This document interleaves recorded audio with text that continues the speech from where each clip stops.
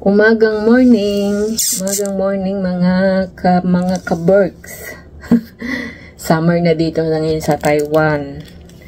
Mainit na siya kasi pasok na ang ano na ngayon, ilang araw na lang, April na. At ang almusal ko ngayon ay meron akong tirang kaunting yung sapin-sapin. Yan, may sapin-sapin pa ako. Tapos kape, syempre, kape. Kape. Kaya, pero parang ang ano ng almusal ngayon, kape lang tayo at saka carrots. Yan. Yan ang ating almusal.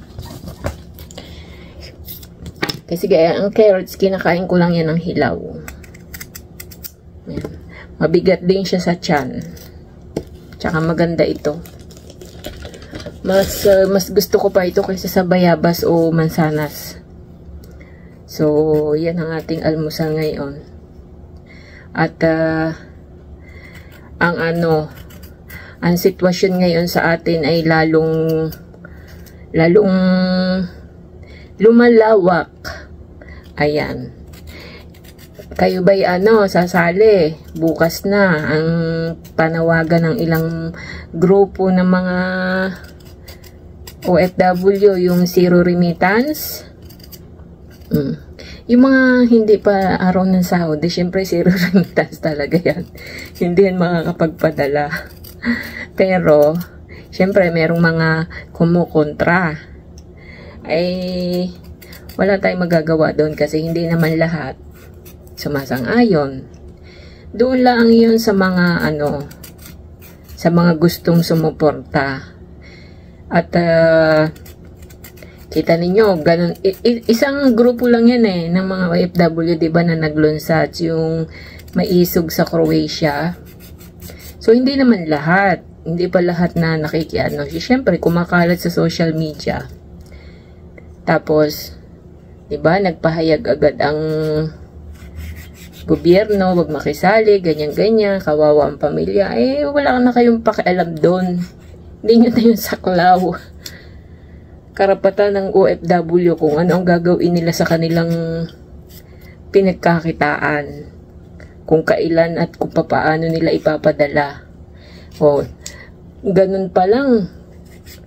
Na kayo. So, ibig sabihin, ganyan ka-importante ang OFW. Totoo naman. OFW ang bumubuhay sa ekonomiya ng bansa. Katotohanan lang yan, kaya nga binansagan yung Bagong Bayani. Pero sa katotohanan, hindi ramdam ng mga OFW yung sinasabing Bagong Bayani sa mga nangyayaring hindi naman maganda. Hindi maramdaman. Yung sinasabing mga pribilehiyo, mga sinasabing Bagong Bayani sa mga sitwasyon na laang, sa mga simpleng bagay na nga lang, sa mga pag-aasikaso ng papel, pahirapan ang OFW. Ganyan ka-importante ang OFW. Kita ninyo na nakaraang taon, 2024, 36. Nakita ko sa balita, 36 point something billion US hindi peso ang ng OFW nung nakaraang taon. Ganyan ka-importante ang OFW. Kasi kung walang OFW, sa totoo lang, bagsak ang ekonomiya. Malaking bagay kami. Lalo na pumapasan sa ekonomiya. Ilang taon na akong OFW? 21 years. So, 21 years akong pumapasan sa ekonomiya ng bansa. Tapos, yung sitwasyon ganito. Wala ka namang, sa totoo lang guys, sa mga ayu-ayuda sa Pilipinas, hindi kasali ang mga pamilya na yung sa akin personal experience, hindi kasali ang mga ng pamilya ko, katwiran OFW, pero sa mga bayarin, sa lahat, sino ang unang sa PhilHealth, sa amin lahat, diba? Kaya, nagkaroon na lang ng ang gobyerno, si PRRD nakaupo kasi yung peace of mind ko Hindi na ako nagsasalita para sa iba. Yun sa sarili ko. Yung peace of mind ko, nagkaroon ng kapanatagan kasi alam mo yung pamilya mo, safe. Pero nung wala na siya, andyan na naman ang takot. Kasi yung sitwasyon ng paligid, iba na naman. Katotohanan lang yan, sa totoo lang. Yung mister ko, 15 years na OFW. Nagkaroon ng problema siya noon sa Libya. Hindi nakatulong ang gobyerno, walang naitulong. Natatandaan ko, pumupunta pa kami ng OWA ng mga panahon na iyon. Walang naitulong. Oh. Kaya sinasabi na masakit minsan sa kalooban na ikaw na nagpapakahirap, ikaw pa ang ginagawang gatasan ng gobyerno. Oh, wala kang karapatan sa iyong pinaghirapan o utusan ka ganito ganyan. O, see? Kawawang OFW pag wala na sa trabaho, pag nasa Pilipinas na, at hindi ka nag-ipon, kawawa ka. Wala kang makakamtan. Tapos, tuturoan ka sa gobyerno kung anong dapat mong gawin, ganito, ganyan. Hayaan yung ang tao ang magkaroon ng kalayaan sa kanyang pinaghirapan. Diba? Gayaan yun eh. Tapos ngayon, anong kayo? Wag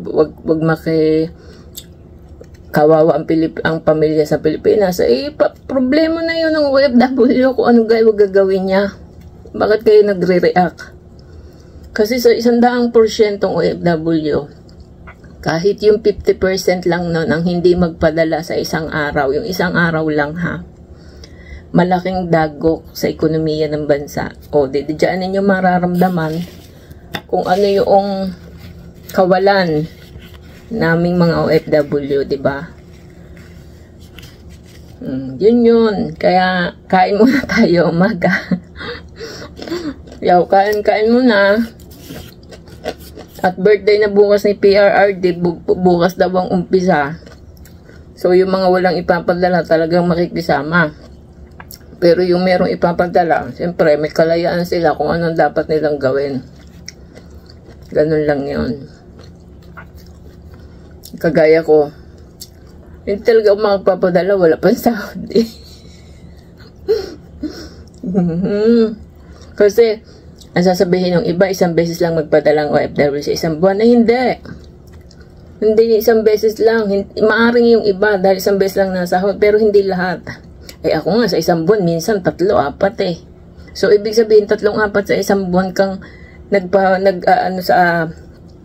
sa bansa. Kasi kada padala mo, may yan, may tulong.